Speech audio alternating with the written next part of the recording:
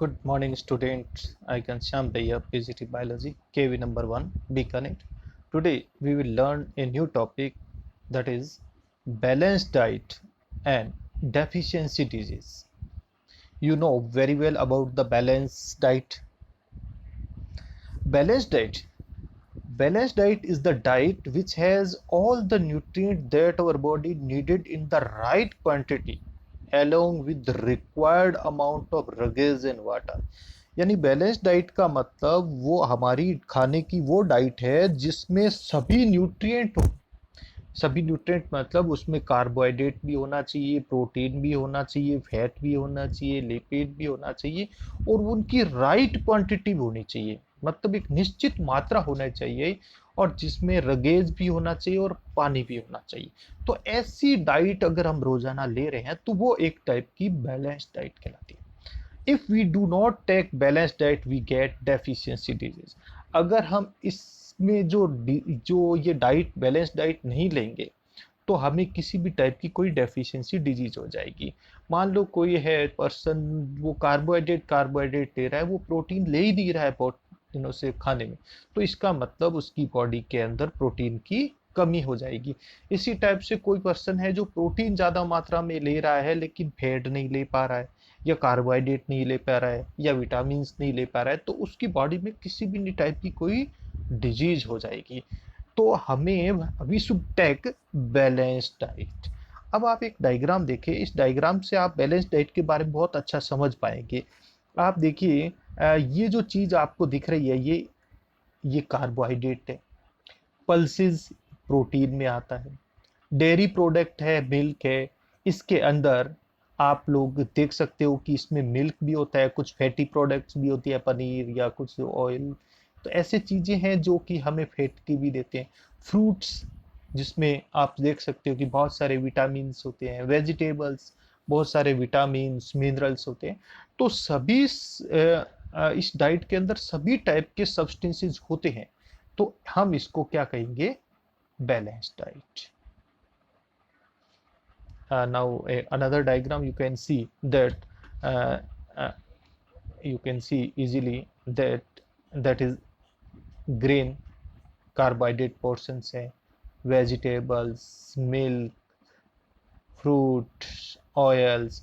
ये सभी चीजें ऐसी है जो कि एक एनिमल्स की ग्रोथ के लिए बहुत ज्यादा जरूरी है।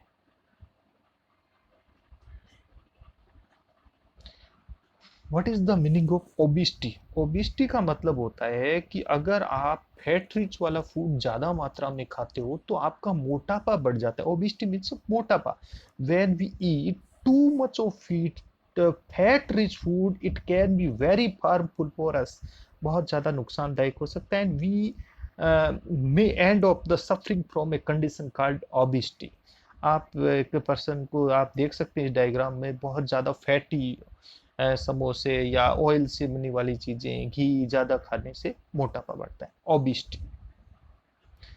What is the meaning of deficiency disease? Deficiency disease, the disease caused due to the lack of nutrient for a long period are called deficiency disease।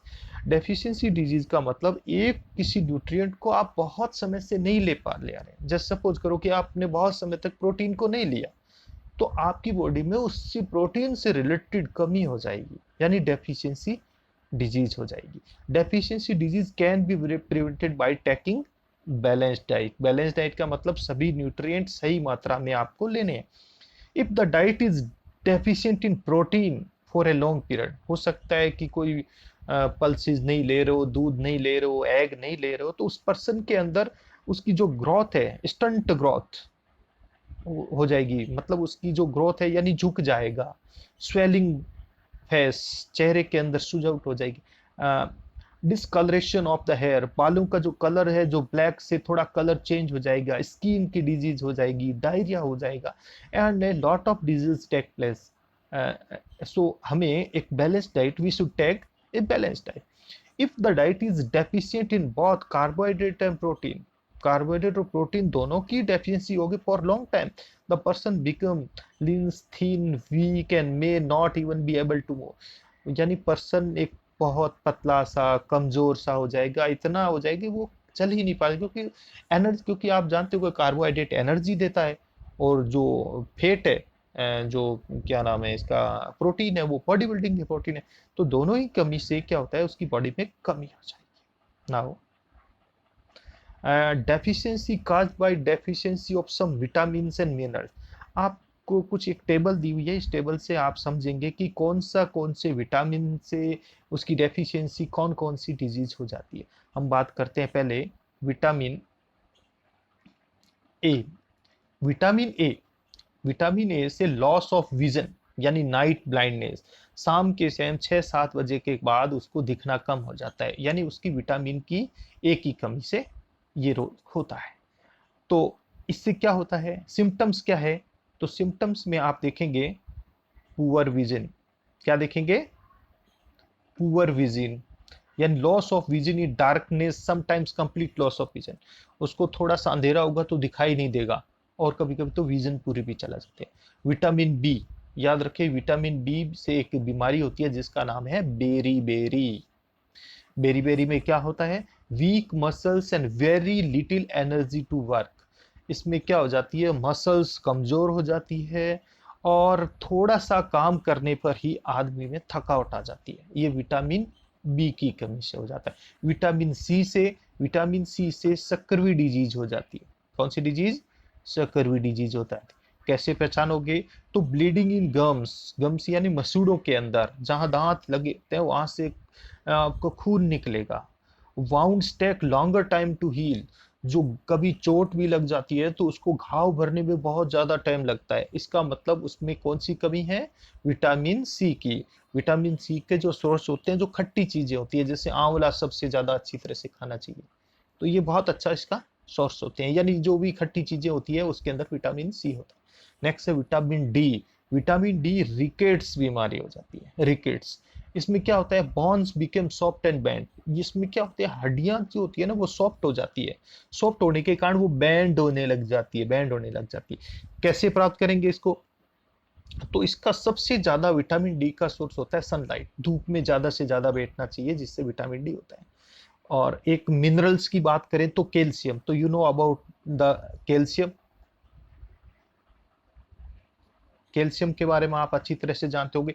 Calcium bone और टूथ डिके, इससे क्या होता है, बोन, आपकी हड्डियां और दांत है वो कमजोर हो जाते हैं, यानी weak bones and tooth decay. Tooth decay मतलब दांतों का टूटना।